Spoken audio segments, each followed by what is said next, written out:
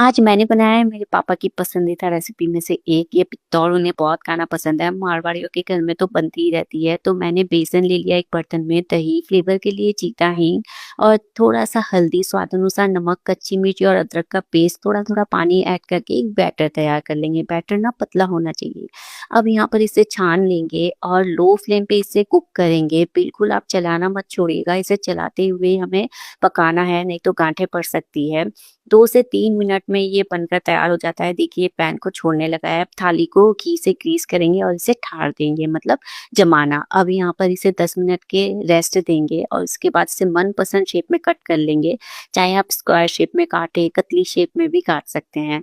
अब बस लगाएँगे एक तड़का, तो ऑयल ले लिया है, कड़ी पत्ता, थोड़ी-सी सरसों, तिल और यहाँ पर ऐड कर रही हूँ कच्ची मिर्ची और धनिया पत्ती, थोड़ी-सी कश्मीरी लाल मिर्ची। बहुत अच्छी लगती है, आप ज़रूर से बनाइएगा। मुझे बताइएगा कैसी बनी?